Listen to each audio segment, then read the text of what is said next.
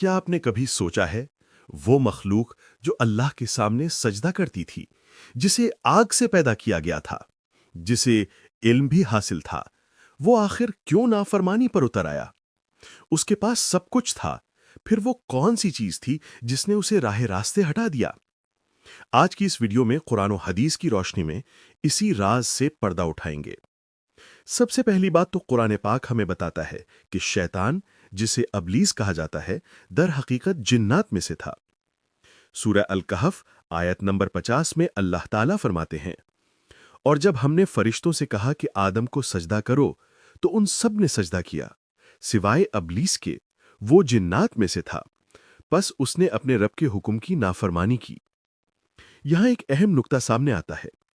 ابلیس کو علم تھا، وہ عبادت گزار تھا، لیکن اس کے اندر ایک چیز پیدا ہو گئی: تکبر۔ اس نے یہ سمجھا کہ وہ آدم علیہ السلام سے بہتر ہے۔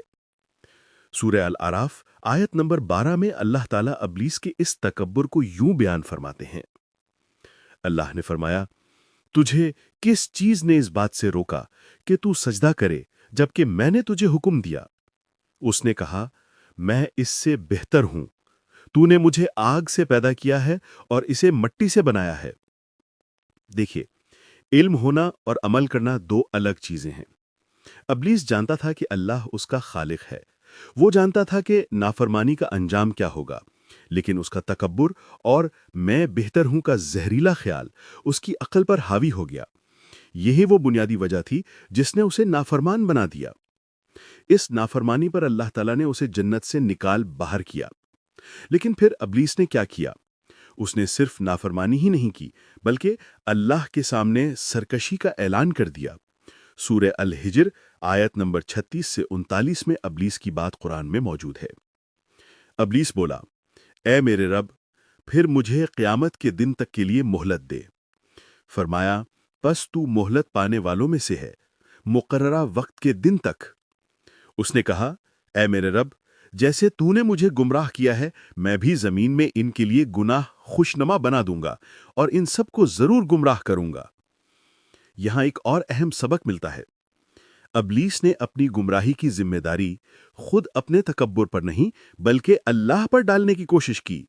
بما اغویتنی، یعنی جیسے تو نے مجھے گمراہ کیا ہے۔ یہی فرق ہے ایک مومن اور ایک سرکش میں۔ مومن اپنی غلطی مانتا ہے، توبہ کرتا ہے، جبکہ شیطان اپنی غلطی کا اعتراف تک نہیں کرتا۔ تو دوستو، شیطان کی کہانی سے ہمیں کیا سبق ملتا ہے؟ پہلا سبق، تکبر ہلاکت ہے۔ علم، عبادت یا کوئی بھی نعمت اس وقت تک فائدہ مند نہیں رہتی جب اس میں تکبر شامل ہو۔ شیطان کا علم اس کے لیے زحمت بن گیا کیونکہ اس نے اسے غرور میں ڈال دیا۔ دوسرا سبق، اللہ کے حکم کی تعمیل بلا کسی سوال کے۔ فرشتوں نے بلا تکلف سجدہ کیا، ابلیس نے دلیل بازی کی، اپنی رائے کو ترجیح دی اور ہلاک ہو گیا۔